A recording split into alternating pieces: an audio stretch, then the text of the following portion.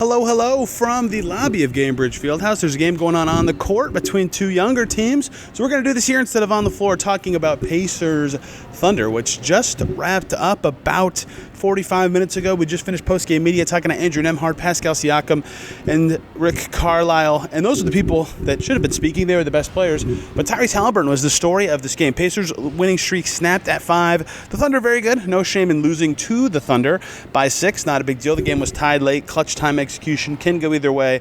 I don't think anyone should be super disappointed with this result for the Pacers. But the how has many frustrated about how this went for the Pacers, because let's talk about the shot attempts for the Pacers starters. Ben Mathurin, 13. Pascal Siakam, 14. Miles Turner, 13. Andrew Nembhard, 17. That all seems great and hunky-dory. All those players played pretty well. Tyrese Haliburton, 6. Tyrese Haliburton made 2 of them. He had 4 points in this game. That can't happen. That will not lead to Pacers wins. They have 1 win when he takes less than 10 shots this year.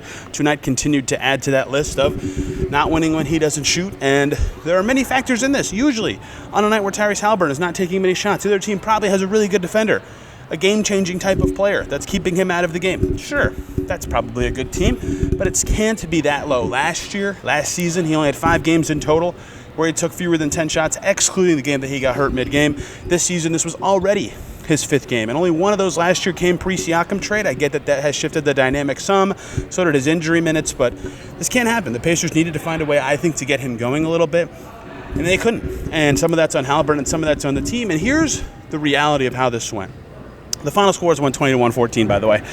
Is the Thunder are awesome on defense, best in the league by a mile. They switch really well. They have a lot of like-sized guys. They have great on-ball defenders, and the best of them is Lou Dort.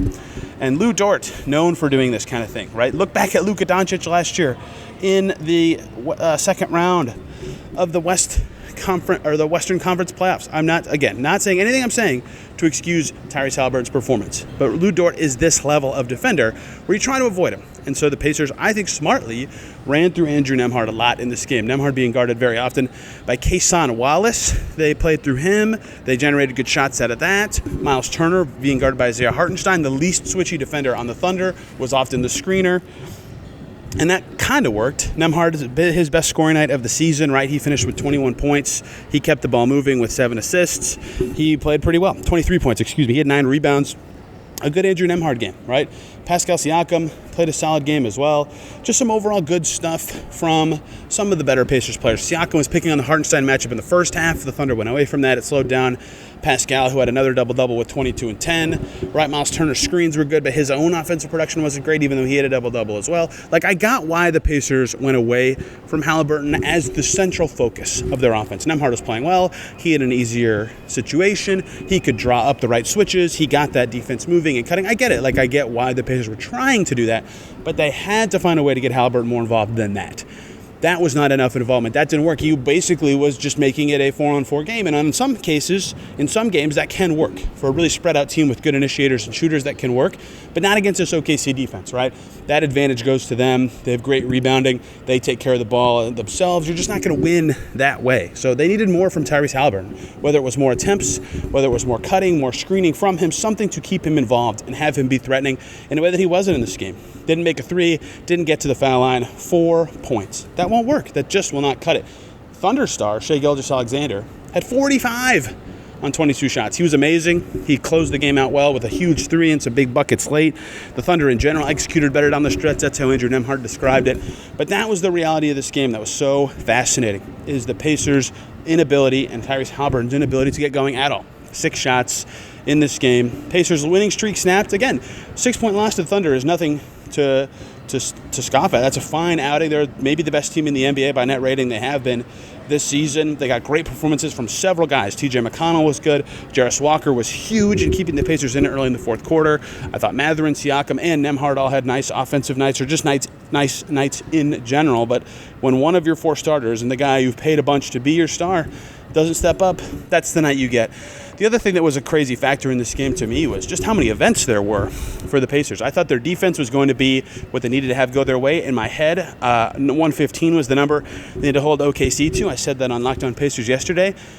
120 was what the Thunder got to. 115, still at a loss for the Pacers. They only scored 114, but their defense was great early, holding OKC to 19 points. Dort got hurt in the first quarter a little bit.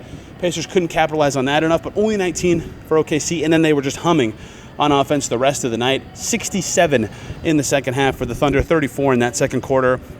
They were never slowed at all after that start that they had. So the Pacers defense has been great recently. I still think it's been something huge for them. It's been progress on that end. I thought they had good defensive moments in this game. The Thunder weren't particularly awesome on offense, but only 3 turnovers for OKC, who were efficient enough to get it done with the possession wins that they had. I thought that was eventful for the Pacers. More events in the first quarter or first half. Jarris Walker dunked all over Shai Gilgeous-Alexander, and Jarris had a really nice game, hitting some crucial, tough shots on his way to 12 points at 5 boards.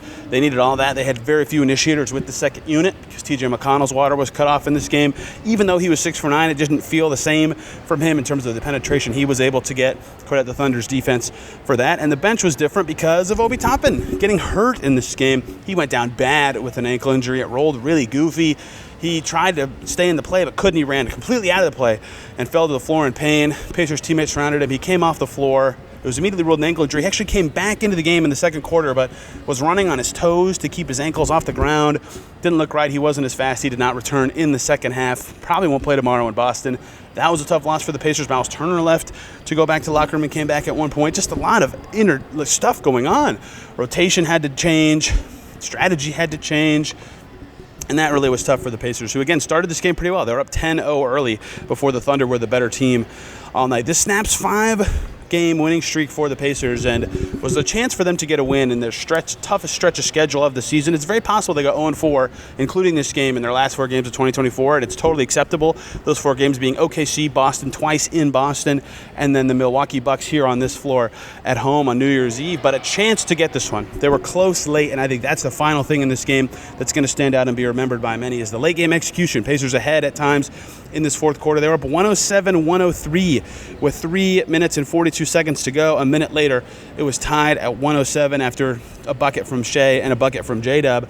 And that Pacers still had a shot, but they could not execute late. In fact, from that 107-103 part, Pacers did not hit a shot until there was 9 seconds left in the game. They only hit free throws in that span.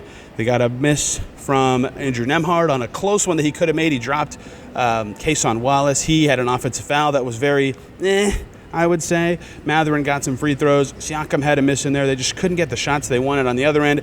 Shai hits a very tough 3 over Ben Mathurin, and Hartenstein and J-Dub hit some free throws. Pacers a little too foul happy down the stretch, and their stars were just better. The Thunder executed better down the stretch. That's how they put this one away late after they were down 4 inside the final 4 minutes. Pacers had a chance at this one. Would have been huge for them. It would have been over 500 for the first time since October. Instead, they're 15-16. They're headed to Boston to play, just the reigning champs twice in a row. Celtics are going to be hungry after losing 2 straight.